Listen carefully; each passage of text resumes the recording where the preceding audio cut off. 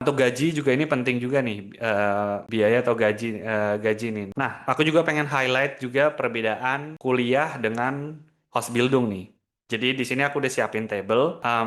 Pertama aku mulai mungkin dari segi konsep pendidikannya ya. Jadi kalau konsep pendidikannya itu Ausbildung itu kan pendidikan vokasi yang artinya fokus ke skill praktis nih. Jadi kita belajar teori di sekolah kejuruan, tapi sebagian besar waktunya itu hands on langsung di perusahaan. Pembagian waktunya itu juga beda-beda tergantung dari program yang kalian pilih gitu. Ada yang 2 minggu belajar di sekolah, terus 2 minggu lagi di perusahaan, atau mungkin 4 hari di perusahaan di sekolah, di perusahaan 1 hari di sekolah. Itu tergantung dari program yang kalian pilih gitu. Dan kalau kuliah itu kalian juga tahu fokusnya teori dan akademis dan lebih banyak di kelas riset, membaca jurnal ya dan sebagainya gitu. Sementara kursus Ausbildung itu sifatnya pelatihan singkat untuk menambah skill tapi tidak masuk ke industri secara mendalam itu.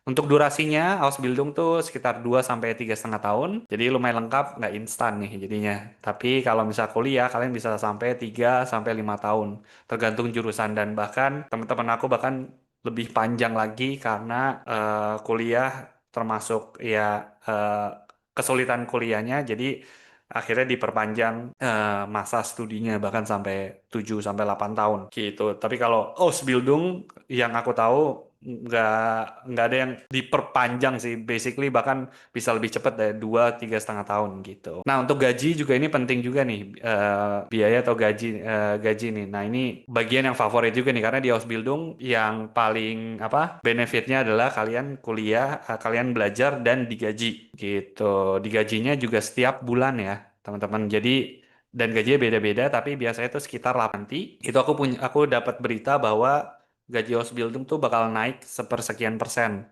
gitu. Jadi jelas ini bisa jadi satu hal yang positif kalau kalian pengen ambil Ausbildung tahun depan gitu. Jadi kuliah ya jelas bayar biaya kuliah dan nggak dapat gaji.